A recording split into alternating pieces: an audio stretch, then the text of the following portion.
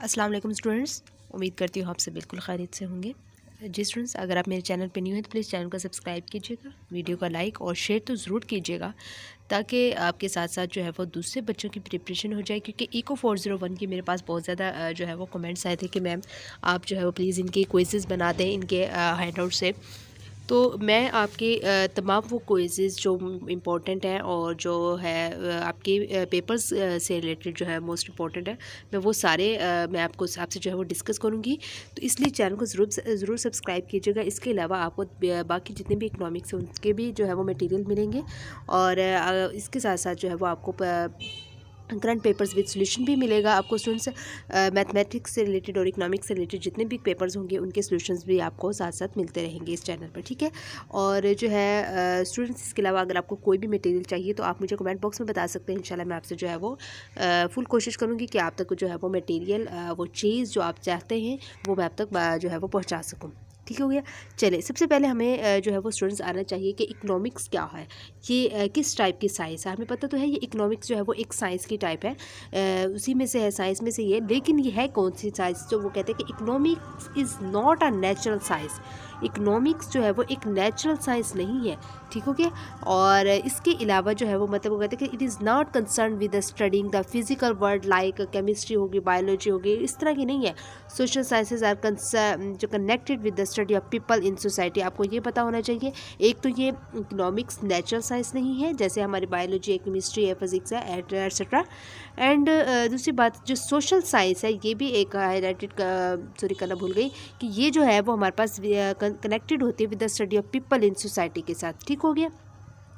इसके बाद आपको ये पता होना चाहिए कि इकोनॉमिक्स की स्टडी क्या होती है, इकोनॉमिक्स होता है क्या। ये आपकी डेफिनेशन है और आपके क्विजेस बनते हैं ऐसे डेफिनेशन से। इकोनॉमिक्स इज़ द स्टडी कि how we people engage ourselves in production, distribution and consumption of goods and services in a society is called economics, ठीक हो गया। इसके अलावा एक आपका एमसीक्यूज ये बनता है कि इकोनॉमिक्स जो है वो कहाँ से आया था? ग्रीक फॉर ओइकस से आया था, ठीक है।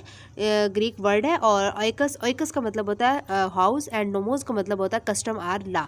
ये आपके 2-3 क्विज यहाँ से बन रहे हैं इस लाइन से। और इसका मतलब है कि rule of the house hold, ठीक हो गया। इसका हिंस क्या मतलब है? इसका rule of the house hold. जहाँ से इकोनॉमिक्स का वर्ड आया था वो ग्रीक वर्ड था ओइकस और नोमोस, इन दो से मिलकर बना था, जिनका मतलब हाउस और कस्टमर ला है और जो कि rule of the house hold अगर इसका प्रॉपर मीनिंग देखा जाए तो। इसके बाद आपके पास स्टूडेंट्स क्या है कि साइंस जो है विच स्टडीज़ होती है human behaviour as a relation between ends and scarce means which have alternative use. इसके बाद स्टूडेंट्स यहाँ पे आप आ जाए, हमारे पास जो है वो कहते हैं इकोनॉमी जो है वो शुड बी लाइक और what particular policy actions should be recommended to achieve are desirable goal, ठीक हो गया। इकोनॉमी जो है वो इकोनॉमी में जो है वो क्या जो है वो चाहिए होता है, वो जो आपको ये चीज़ मैंने आपको बता दी है। और इसके अलावा स्टूडेंट्स आप यहाँ पे आ जाए, नॉर्मेटिव जो इकोनॉमिक्स है वो डिस्कस किसके बारे में करती है? What ought to be. It's a most important quiz, ठीक हो गया। कि नॉर्मेटिव इकोनॉमिक्स किसके बारे में डिस्कस करती है? व्हाट आउट टू बी के। इसके बाद जो है वो स्टूडेंट्स इसकी अगर आपको कंसेप्ट चाहिए वो आप किसी जो है वो उससे ले सकते हैं। मैंने इसके बनाए नहीं है, बहुत से स्टूडेंट्स ने जो है वो मुझे कहा था बट मैं नहीं बना सकी बिकॉज मेरे पास जो है वो थोड़ा टाइम नहीं मैनेज हो रहा था क्योंकि I am a job holder. So मुझे जितना टाइम मिलता है मैं आपसे जो है वो चीज़ें शेयर करने की कोशिश करती हूँ।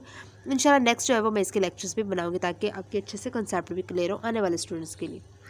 चलिए, इसके बाद नॉर्मेटिव जो है वो स्टूडेंट्स की economics theory not only describe, वो कहते हैं कि जो एक नॉर्मेटिव इकोनॉमिक्स की थ्योरी जो है वो ये डिस्क्राइब नहीं करती कि कैसे जो है वो मनी सप्लाई ग्रोथ इफेक्ट करती है इन्फ्लेशन पे, मतलब इन्फ्लेशन से जो है वो क्या इफेक्ट होता है मनी सप्लाई का।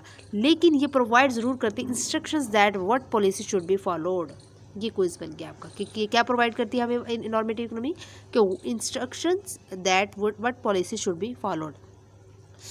इसके बाद आपके पास ये दूसरा normative economics theory not only describe, एक ये भी नहीं करते कि how interest rate effects inflation but it is also provide, हमें ये भी प्रोवाइड करते कि guidance that what policy should be followed. इसके बाद आप यहाँ पे आ जाए जी, जो पॉजिटिव इकोनॉमिक्स है bye construct is analysis of X behaviour in an economy. वो क्या करती है? The way things are positive statements can be proved और discuss which how an economic work. जो पॉजिटिव स्टेटमेंट्स है वो ये क्या बताती है कि वो कंसर्न कैसे करती है कि हाउ एन इकोनॉमी वर्क्स, कैसे जो है वो इकोनॉमी जो है वो वर्क करती है। इसके बाद स्टूडेंट्स आपको ये पता होना चाहिए कि पॉजिटिव इकोनॉमिक्स जो है वो is something defined as the economics of what is, इसके बारे में डिस्कस करती है। ये एक मोस्ट इंपॉर्टेंट आपका क्विज बनता है। इसके बाद आप यहाँ पे आ जाए, पॉजिटिव इकोनॉमिक थ्योरी जो है वो बाय डिस्क्राइब करती है कि कैसे इंटरेस्ट रेट इफेक्ट करता है इन्फ्लेशन पर, but it does not provide any guidance on whether but policy should be followed. उसके अपोजिट हो गया, जो हमारे पास वहाँ पे जिस पे इफेक्ट नहीं करता था यहाँ पे इफेक्ट करता है, और ये चीज़ वो जो है प्रोवाइड नहीं करता, जबकि हमारे पास नॉर्मेटिव में ये प्रोवाइड करता था और इस पर इफेक्ट नहीं पड़ता था। ये अपोजिट हो गया, ठीक हो गया, ये आपका हो गया। और इसी तरह ये वाला सॉरी जो है मैं आपको बता दूँ, ये वाला it does not provide any instructions on what policy should be followed, और ये भी नहीं प्रोवाइड करती कि guidance on whether what policy should be followed, इसको भी जो है ये प्रोवाइड नहीं करती पॉजिटिव इकोनॉमी। क्लियर हो गया। इसके बाद ये छोटे छोटे आपने देख लेने हैं। और स्कैरसिटी क्या होती है? Scarcity means do not mean that a goods is rare. Scarcity जो है वो एग्जिस्ट करती है because economy resources are unable to supply all the goods demanded. Clear हो गया, ये आपका एक क्विज बन गया। इसके बाद रेशनिंग आपके पास आ गया। रेशनिंग क्या होता है कि आपने इसकी डेफिनेशन को अच्छे से रीड कर लेना है। ये डेफिनेशन जो छोटी छोटी आपकी इंपॉर्टेंट होती हैं क्विज़ के हवाले से।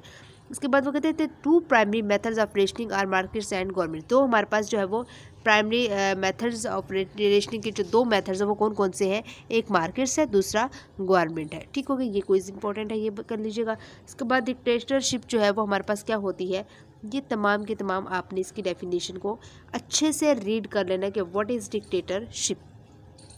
इसके बाद अ कमांड आर प्लान्ड, ये आपने देख लेना है। Economy is a mode of economic organisation in which the key economic functions forward how to produce are principal determined by government directive. इनको आपने देख लेना है। फ्री मार्केट क्या होती है, इसको आपने रीड करना है। और इसके अलावा जब हमारे पास एक प्राइस जो है वो ग्रेटर देन हो कॉस्ट ऑफ प्रोड्यूसिंग से, तो तब जो है वो गुड एंड सर्विसेज जो है वो क्या हो जाएंगी? प्रिवेल्स हो जाएंगी। Producers are induced to increase the production हो जाएगा। और फिर कहते हैं कि if the product price falls हो जाएंगी तो below the cost of production producers reduce supply. इसके बाद आप यहाँ पे आ जाए, ऑप्टिमल मिक्स क्या होता है? और optimal mix of resources is decide करती है कि बाय द प्राइस मैकेनिज्म से, by the market forces of demand and supply. इसके बाद पाकिस्तानी इकनॉमी जो है वो consistence of the characteristics of both planned economy and market free economy. ठीक हो गया, एक तो जो है वो प्लान्ड इकोनॉमी होता है इसमें, और दूसरा क्या होता है? फ्री मार्केट इकोनॉमी होता है, जो पाकिस्तान की इकोनॉमी में जो करेक्टरिस्टिक्स में जो उसमें शामिल होती हैं, दो चीज़ें, planned economy and free market economy. इसके बाद यहाँ पे आ जाए आप, देर आर टू सेक्टर्स हैं हमारे पास यहाँ पे in the circular flow of goods and services के लिए। एक तो हमारे पास हाउस होल्ड सेक्टर है और दूसरा हमारे पास बिजनेस सेक्टर है। ठीक है, कितने सेक्टर हैं? दो है, हाउस होल्ड और बिजनेस सेक्टर, ये आपने कर लेना है। इसके बाद द ब्रांच ऑफ इकोनॉमी,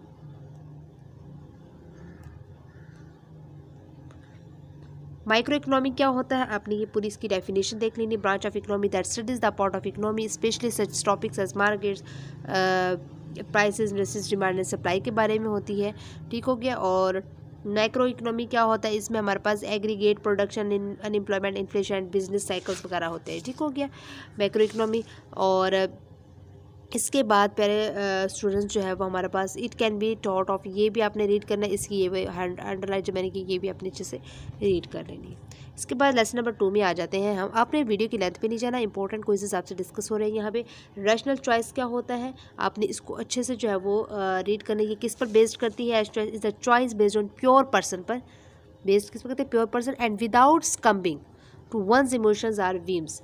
ठीक हो गया। और इसके बाद आपने देखना है कि कंज्यूमर्स कैन डिसाइड, कंज्यूमर जो है वो डिसाइड करते हैं about the rational decision by using cost and benefits analysis पर। इसके बाद आपने देखना है एफिशिएंट जो है, इसका मतलब होता है it is mean that human are utility maximisers. ठीक हो गया, ये होगी। इसके बाद ऑप्टिमम सोल्यूशन, ऑप्टिमम क्या होता है? प्रोड्यूसिंग बेस्ट पॉसिबल रिजल्ट्स को कहते हैं। इक्विटी इन इकोनॉमिक्स क्या होता है? Situation in which everything is treated fairly or equally हो जाता है। इसके बाद आपने जो है वो नेपोटिज्म का मतलब क्या होता है, doing unfair favour for near ones when in power. Rational choice क्या होती है, बेस्ड करती है pure reason and without coming to one's emotions और व्यूज पर। ब्रेटर ट्रेड क्या होता है, non monetary system of trade in which goods not monetary money is exchange पर। ठीक हो गया। इसके बाद जो है आप यहाँ पे आ जाए, the consumer decide about the optimal choice by using the cost and benefit analysis.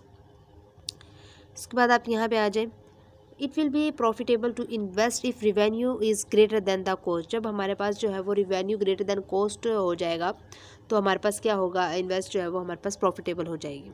ठीक हो गया।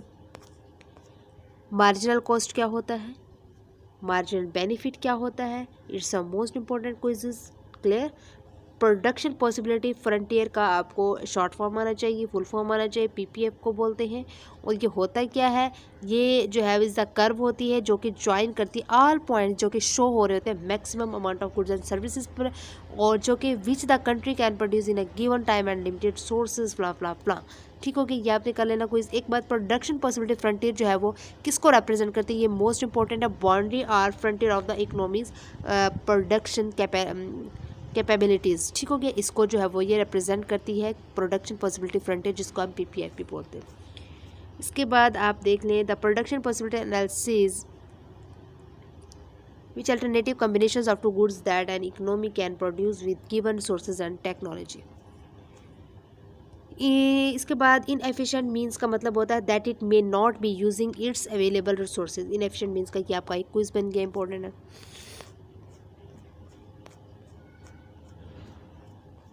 इसके बाद यहाँ पे आ जाए, मार्केट्स जो है वो यूज्ड होती हैं टू एक्सचेंज फाइनल गुड और सर्विसेज के लिए। और प्रोडक्शन मार्केट जो है वो हावर डज नॉट, इसमें इंक्लूड नहीं तो exchange of raw material, scarce resources, factor production or any type of intermediate goods, इसमें जो है वो ये इंक्लूड नहीं होते प्रोडक्ट मार्केट में। इसके बाद आप यहाँ पे आ जाए, जो total value of good exchange in product markets each year is measured होती है बाय ग्रॉस डोमेस्टिक प्रोडक्शन के जरिए। ठीक होगा। ये क्विज बन गया, इंपॉर्टेंट है। सारे में इंपॉर्टेंट आपसे डिस्कस करें। फैक्टर मार्केट्स जो होते हैं, मार्केट्स जो है वो यूज होती है एक्सचेंज एंड सर्विस ऑफ, ये पहले भी आई थिंक आपसे डिस्कस हो चुका है।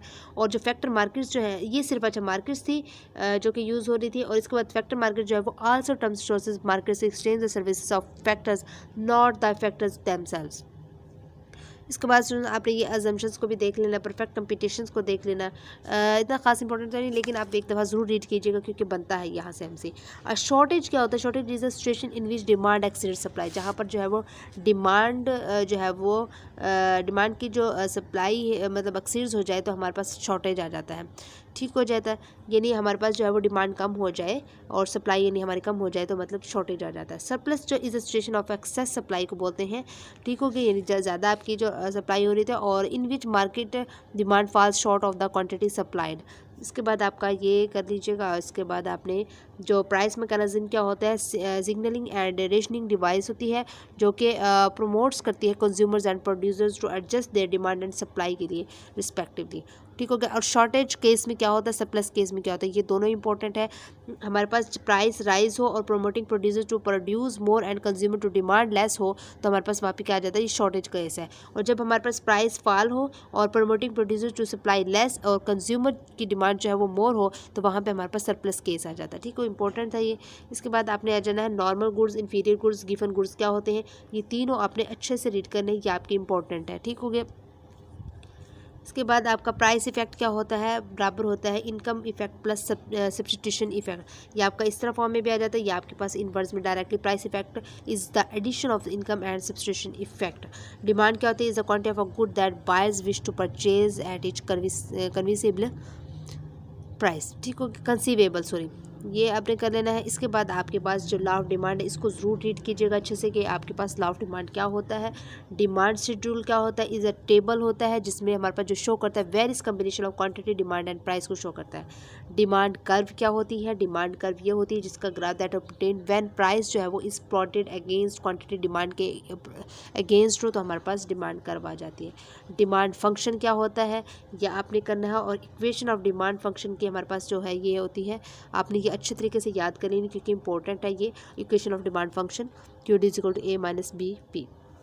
ये कर लीजिएगा। ये अच्छा, ये भी आपके क्विज़ के हवाले से जो है वो आ जाती हैं चीज़ें, इनको भी ध्यान से एक बार रीड ज़रूर कीजिएगा। मार्केट डिमांड क्या होती है हमारे पास, ये मैंने हाईलाइट की हुई है ग्रीन हाईलाइट से, तो ये आप इसको एक दफ़ा रीड कीजिएगा। और सप्लाई क्या होती है, सप्लाई जो है वो is the quantity of a good है that sellers wish to sell at each conceivable price. ठीक हो गया, यहाँ पे कर लीजिएगा। इसके बाद आपके पास आ जाता है सप्लाई कर्व क्या होती है, इसका शेड्यूल क्या होता है। आपके पास ये जो supply curve, demand curve, supply function, demand function, ये इंपॉर्टेंट है, इनको बहुत ही अच्छे तरीके से आपने रीड आउट करना है। मैंने आपको ऊपर डिमांड फंक्शन की भी इक्वेशन बताई थी और सप्लाई फंक्शन की इक्वेशन हमारे पास क्या होती है, QS = C+DP, ये आपने कर लेना है। इक्विलिब्रियम क्या होती है आपको पता है, जब हमारे पास equilibrium is the state in which there are no shortage and surplus, जहाँ पे कुछ ना हो, दोनों इक्वल हो। ठीक हो गया, ये डिमांड एंड सप्लाई, तो वहाँ पे हमारे पास इक्विलिब्रियम आ जाता है। In other words the quantity of demand is equal to the quantity of supplied हो जाएगा, तो यहाँ पे इक्विलिब्रियम आ जाएगा। ये आप इस ग्राफ से भी देख सकते हैं, यहाँ पे हमारे पास इक्विलिब्रियम आ जाता है, दोनों बराबर है।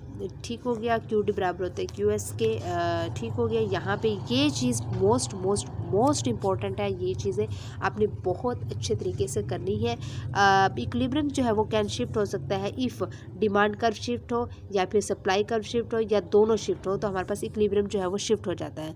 ये आपने कर लेना। ये जो चीज़ है, डिमांड जब सप्लाई में की तरफ जो है वो शिफ्ट होगा, तो प्राइस जो है वो हमारे पास इंक्रीज़ होगी, क्वांटिटी भी जो है वो इंक्रीज़ होगी। अगर डी और ये आप ये सारे आप इसकी जो है वो चीज़ें देख सकते हैं, यहाँ पे सिंबल ये वाला एरो और ये वाला जब शो हो तो इसका मतलब है इंक्रीज़ है।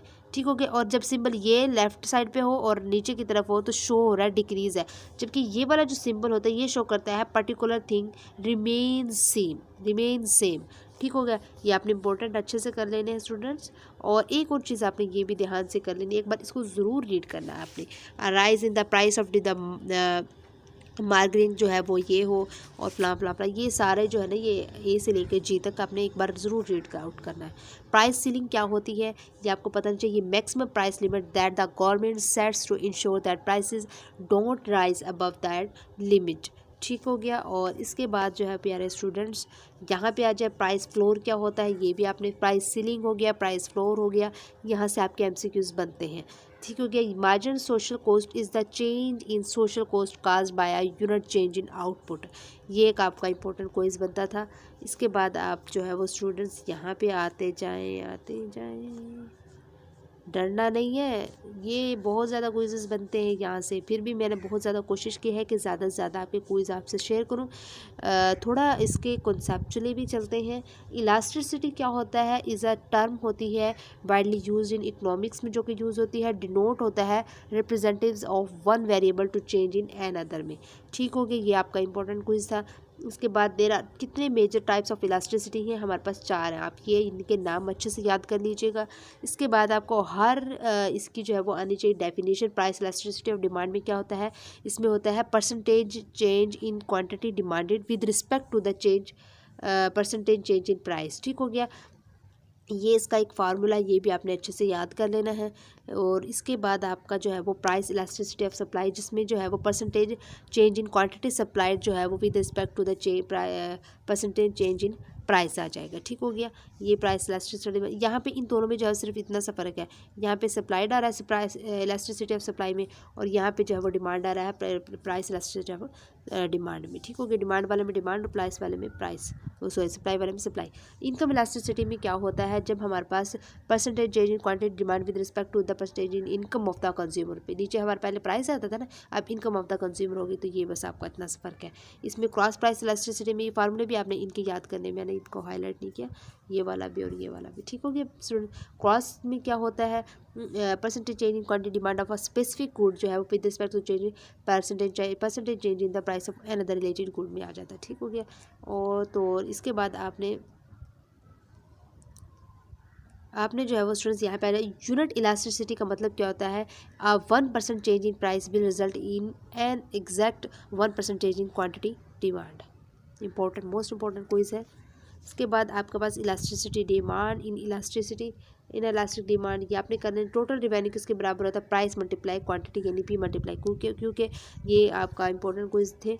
और TR जो है वो डिक्रीज़ होगा एज, जैसे कि हमारे पास प्राइस इंक्रीज, जैसे जैसे हमारे पास जो है वो प्राइस इंक्रीज़ होगी तो हमारे पास जो TR है स्टूडेंट्स वो क्या हो जाएगा, डिक्रीज़ हो जाएगा। ठीक है, टोटल रिवेन्यू जिसको बोलते हैं।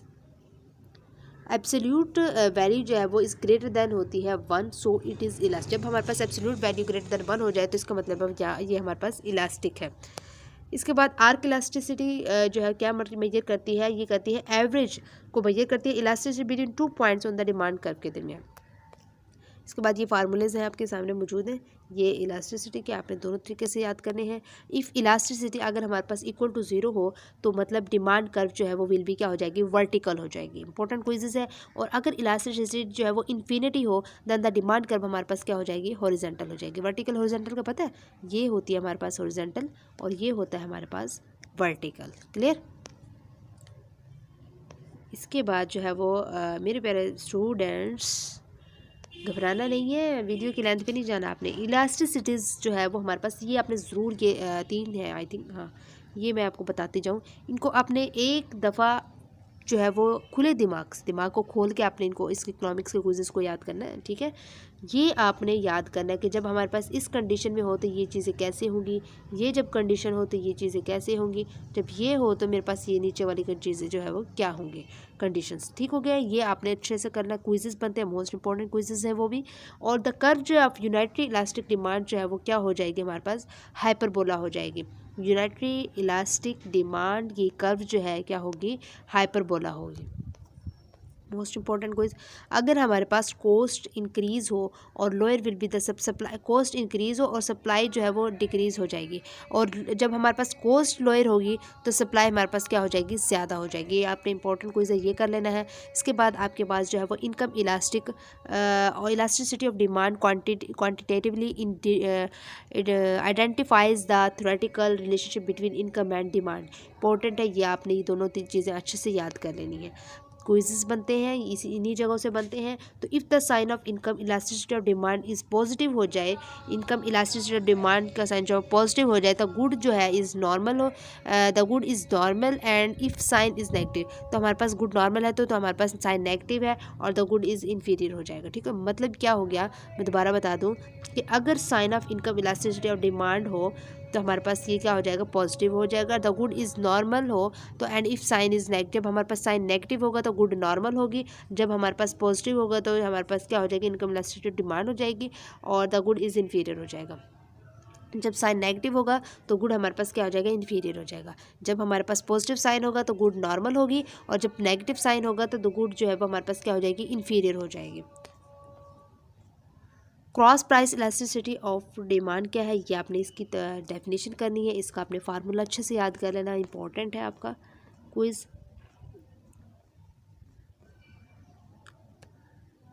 यहाँ से देर आर 2 अप्रोचेज़ है हमारे पास एनालिसिंग कंज्यूमर बिहेवियर के, एक मार्जिनलिटी एनालिसिस, एक इंडिफरेंस कर्व ग्राफ आ गया। ठीक है, ये आपने इंपॉर्टेंट अच्छे से याद कर लेना। कोई मार्जिनलिटी अप्रोच क्या करती है, इन्वॉल्व्स का, इसमें क्या होता है, कार्डिनल मेजरमेंट ऑफ यूटिलिटी होता है। ठीक हो गया। जबकि इंडिफरेंस कर्व जो है वो अप्रोच करती है इज़ एन ऑर्डिनल अप्रोच को। ये इंपॉर्टेंट आपका डिफरेंस एंड क्विज़ है दोनों। यूटिलिटी क्या होती है, टोटल यूटिलिटी क्या होता है, मार्जिन यूटिलिटी क्या होती है, इनकी आपने ये सामने जो लिखी हुई है आपने अच्छे से याद कर लेनी है, इंपॉर्टेंट है। और total and margin utility curve क्या है, यहाँ पे मार्जिन यूटिलिटी कर्व जो है की जो स्लोप्स है वो डाउनवर्ड्स होती है इन MUQ ग्राफ में, जो कि showing the principle of diminishing marginal utility को शो करता है। और MU जो है वो कर्व है is exactly equal to the demand curve के इक्वल होती है MU की, यानी मार्जिन यूटिलिटी की कर्व। इसके बाद जो है वो स्टूडेंट्स यहाँ पे टोटल यूटिलिटी की भी बात हो रही थी, तो वो जो है वो ओरिजिन से स्टार्ट होती है एंड रीचेस द पीक पर जाती है। यानी आपके पास जैसे ऐसे है, यहाँ पे ओरिजिन से स्टार्ट हो रही है, ओरिजिन से स्टार्ट हो रही है और यहाँ पे पीक पे जाती है। और व्हेन मार्जिन यूटिलिटी जब हमारे पास 0 हो जाएगी ना तो तब ये सीन होता है। ठीक हो गया। और margin utility can be derived from the total utility से जो है वो ड्राइव्ड होती है। और इसकी जो it is slope of the lines जो है वो ज्वाइन होती है two adjacent point on the TU curve total utility से। ठीक हो गया। ये आप जो है वो यहाँ पे भी इसको देख सकते हैं। ये जो है वो पीक होती है, मैक्सिमम होती है जहाँ पे मार्जिनल यूटिलिटी जो है यहाँ पे हमारे पास 0 होती है, MU क्या होता है यहाँ पे 0 होता है यहाँ पे, इसलिए जो है वो तब वहाँ पे हमारे पास टोटल यूटिलिटी आती है। इसके बाद जो है वो यहाँ पे 3 पॉइंट्स है हमारे पास मार्जिन यूटिलिटी एंड प्राइस के। तो ये आपने याद करने का, जब MU इज इक्वल टू जो है वो P हो हमारे पास स्टूडेंट्स, क्या होता है MU ग्रेटर दैन P हो तो क्या होगा, MU लेस देन P हो तो क्या होगा। आपने ये तीनों मैंने हाईलाइट किए हुए हैं, तो ये आपका काम है कि आप इनको अच्छे से रीड कर लीजिएगा, क्योंकि ये इंपॉर्टेंट मेरा हाईलाइटेड इसलिए करवाती हूँ ताकि आपको अच्छे से याद हो जाए। वीडियो को पॉज करके यहीं से रिवाइज कर लिया करें, ठीक हो गया। एक ये फार्मूला बनता है, ये आप कर लीजिए। इसके बाद ये स्टूडेंट्स, ये वाला जो मैंने जो है वो टिक लगाया, इस ग्राफ को सॉरी इस पैराग्राफ को आपने एक दफ़ा ज़रूर रीड करना है, ठीक हो गया। अच्छे से ये रीड कर लेना इसको। इसके बाद आपको क्योंकि मैं आपसे अक्सर चीज़ें नहीं कभी भी डिस्कस करूँगी, आपसे इंपॉर्टेंट चीज़ें ख़ास जो मेन चीज़ें वही करूँगी। अनसर्टेनिटी का क्या होता है, इज़ द पॉसिबिलिटी होती है जो कि एनी नंबर ऑफ थिंग्स होती है could happen in the future में। दूसरे लफ्ज़ों में हम कह सकते हैं the future is not non, जो कि हमें नहीं पता होता, ठीक हो गया। इसके बाद जो है वो हमें consumer response to uncertain depends करती है हर attitude to risk whether she is, जो कि रिस्क कितनी तरह के होते हैं, एवरेज होते हैं, लिविंग होते हैं और न्यूट्रल होते हैं, ठीक हो गया। अब रिस्क का मतलब क्या होता है, to take a chance after the probabilities have been assigned, तो इस कार्ड रिस्क, यह डेफिनेशन आपने कर लेनी है। अच्छा, एक बात आपको बताती चलो, द ऑड रेशो होगी, रिस्क न्यूट्रल पर्सन होगा, रिस्क एवरेज पर्सन हो गया, रिस्क लिविंग पर्सन हो गया। आपने ये चारों चीज़ एक जो है वो अच्छे से ध्यान से रीड करनी है। आपको समझ आई है या नहीं आई, नहीं आई तो आप मुझे बता दीजिएगा। यहाँ से आपके क्विज़ेस बनते हैं, 2-3 तरीके से बन जाते हैं क्विज़ेस, इसलिए आपने खुद अच्छे से ध्यान से रीड करना है। मैंने आपको बता दिया कि ये इंपॉर्टेंट है। इसके बाद आपने जो है वो क्या करना है स्टूडेंट्स, यहाँ पे आ जाए। ऑर्डिनल अप्रोच क्या होता है, इसको भी एक दफ़ा रीड कर लीजिएगा। इन डिफरेंस कर्व्स आर जो है वो बाउंड होती है इन टूवर्ड्स द ओरिजिन, ओरिजिन की तरफ जो है वो इन डिफरेंस कर्व जो होती है बाउंड हो जाती है, यानी ओरिजिन की तरफ। जैसे बाउंड का मतलब क्या होता है, यानी झुकना नीचे की तरफ, जो मतलब आ रहा है। जैसे एक तो कर्व ये भी हो सकती है, एक ये भी कर्व हो सकती है, लेकिन हमारा ओरिजिन यहाँ पे है। देखिए यहाँ से ऐसे है तो हमारा ओरिजिन यहाँ पे, तो बॉर्ड भी यहाँ पे ही होगा, ठीक हो गया। इंडिफरेंस में ये होता है। इसके बाद MRS क्या की स्टेट्स क्या होती है कि how much unit of good you have to give up in order get an additional unit of another good. ये MRS की है, दूसरे लफ्ज़ों में हम इसको क्या कहते हैं, मार्जिन रेट ऑफ सब्सटीट्यूशन कहते हैं MRS को। ये भी आपको पता नहीं चाहिए। Dimensioning margin rates of substitution क्या होता है, ये भी आपने इसको रीड कर देना है। ये इसकी जो है वो फार्मूला में बताया हुआ है। इन डिफरेंस कर्व जो है वो फार परफेक्ट सब्सटीट्यूशन के लिए होती है, जिसकी लाइन जो है वो स्ट्रेट होती है, जबकि एल शेप्ड फार परफेक्ट जो है वो कॉम्प्लीमेंट्स होता है। इसके बाद आप यहाँ पे आ जाए। बजट लाइन क्या होती है, इंपॉर्टेंट क्विज है, मोस्ट इंपॉर्टेंट क्विज है। शोज करवाता है various combination of two goods X and Y that can be purchased, it slopes by peak X Y P Y is called input price ratio. Budget line की आपके पास एक equation है, most important है, y is equal to a+bx। आपके जो है ये क्विज़ेस में भी आई थिंक आया होगा, तो यहाँ से जो है वो आपने अच्छे से ही कर लेना है। इसके बाद normal good and given good क्या होता है, ये नॉर्मल गुड की आपके सामने चीज़ हाईलाइट की हुई है रेड में, और ये गिवन जो है वो ब्लू में की हुई है। इसको आपने अच्छे से जो है वो ध्यान से रीड करना है। यहाँ से 3-4 क्विज़ेस बन रहे हैं आपके। नॉर्मल गुड जो है वो हुज कंपनी इज़ वन है, हुज कंजम्पशन जब इंक्रीज़ हो और व्हेन इनकम जो है वो इंक्रीज़ हो, while inferior good is one whose consumption decreases with increase in. Inferior good भी है, नॉर्मल गुड, यहाँ पे इनका डिफरेंस दिया हुआ है। इसके बाद गिवन गुड क्या होता है, इज़ अ सब कैटेगरी ऑफ इन्फीरियर गुड की एक सब कैटेगरी होती है, ये आपका क्विज बनता है। इसके बाद जो है वो इसकी कंजम्पशन इंक्रीज हो जब हमारे पास प्राइस इंक्रीज होती है। This is because of its very strong income effect, both normal and inferior goods have downward sloping होती है, ठीक हो गया। ये अभी आपके 3-4 क्विजेस बन रहे हैं, तो आपने अच्छे से कर लेना है। सब्सटीट्यूशन इफेक्ट क्या होता है, ये आपने कर लेना है, और इनकम इफेक्ट क्या होता है, ये भी इंपॉर्टेंट, आपने दोनों अच्छे तरीके से रीड कर लेना है। फर्म्स क्या होती हैं, फर्म्स की डेफिनेशन ये है कि form of production in which someone or collection of individuals are involved in the production of goods and services होती है।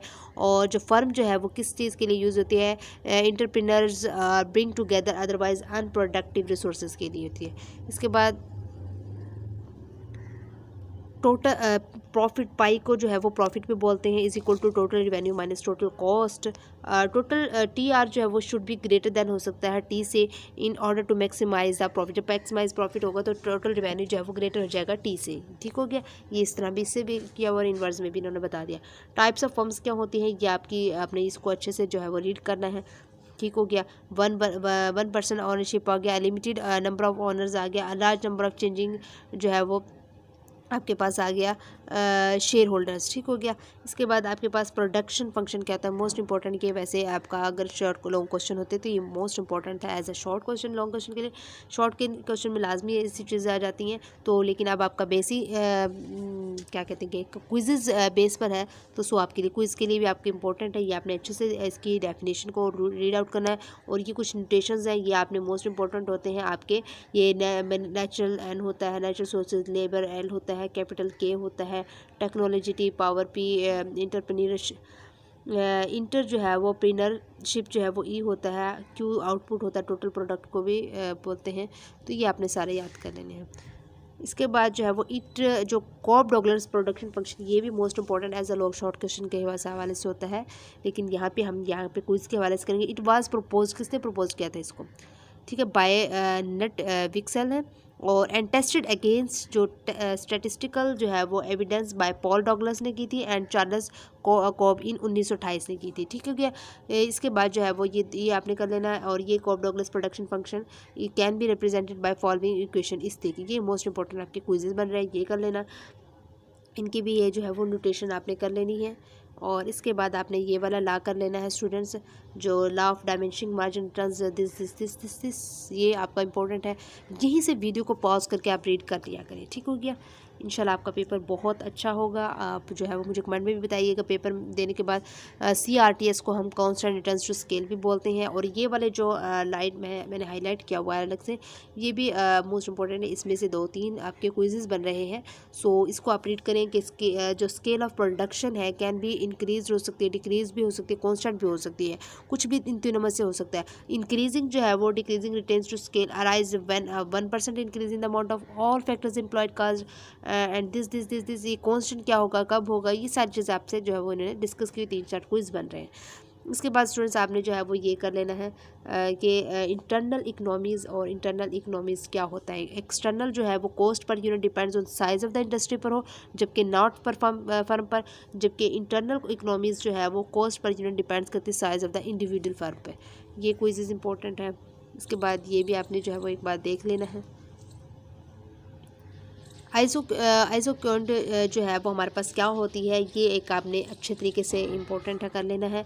एक रेप जो कि रिप्रेजेंट करती है isoquant different combinations of factors of production that firms can employ to produce the same level of output. और isoquant जो है वो यूज होती है illustrate the concept of returns to scale and returns to factor, ठीक हो गया। इसके बाद आइसोकोंट मैप को भी एक बार जो है वो रीड कर लीजिएगा। स्लोप ऑफ एन आइसोकोंट जो है वो क्या कहलाती है, margin rate of technical substitution भी कहलाती है, ठीक है। स्लोप आइसोकोंट की जो स्लोप होगी वो क्या कहलाती है, MRTS, जिसको दूसरे फुल फॉर्म में कहते हैं margin rate of technical substitution भी बोलते हैं।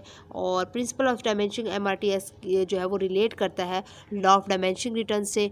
और one moves down along an isoquant in KL space, ठीक है। ये आपके क्विजेस बन रहे हैं, इंपॉर्टेंट है। इसके बाद आप यहाँ पे आ जाएं, वेरिएबल कॉस्ट क्या होती है, कॉस्ट जो कि very with the level of activity हो। वेरी का मतलब होता है चेंज करना, ठीक हो गया। Which with the level of activity को जो चेंज करे वो क्या कहलाता है, वेरिएबल कॉस्ट होता है, ठीक हो गया। फिक्स कॉस्ट क्या होता है, कॉस्ट विच डू नॉट, जो कि फिक्स कॉस्ट जो कि चेंजिंग नहीं करता लेवल ऑफ एक्टिविटी या आउटपुट को, वो फिक्स कॉस्ट कहलाता है। टोटल कॉस्ट क्या होता है, is the sum of fixed and variable cost का जब जमा करें तो हमारे पास सम करें तो टोटल कॉस्ट बन जाता है। इसको फार्मूले से TC = FC + VC भी बोलते हैं। ये इंपॉर्टेंट क्विजेज हैं। इसके बाद एवरेज कॉस्ट और एवरेज टोटल कॉस्ट क्या होते हैं, ये आपको पास average cost plus average fix cost बराबर होता है एवरेज टोटल कॉस्ट, या फिर RC या फिर AC यानी एवरेज कॉस्ट भी बोलते हैं। ये फार्मूला कर लीजिएगा। और एक बात और बताते चलो, total cost per unit of output found by dividing total cost by the quantity of output, ये आपके पास आ जाता है। इसको एक बार पूरे ग्राफ को, पैराग्राफ को आपने रीड कर लेना है। इसके बाद एवरेज कॉस्ट क्या होती है, ये AFC क्या होती है, ये आपने ये इसकी इस दोनों तरीके से फार्मूला और जो है वो स्टेटमेंट के हवाले से आपने याद कर लेना है। MC जो है वो किसके इक्वल होती है, MC मीन मार्जिनल कॉस्ट जो है वो होती है del TC by del Q, ठीक हो गया। यानी कि change of total cost by change of जो है वो प्रोडक्ट। इसके बाद जो है वो यहाँ पे आ जाए, रिवेन्यूज़ क्या होती हैं, are the sale proceeds that accrue to a firm when it sells the goods it produces, इसका रिवेन्यूज़ होता है। टी आर बराबर होता है पी मल्टीप्लाई क्यू के, और ए आर बराबर होता है टी आर बाई क्यू के, एम आर बराबर होता है del T R by del Q के। ये आपने तीनों इंपॉर्टेंट है, क्विज़ के हवाले से कर लेनी चीज़ें।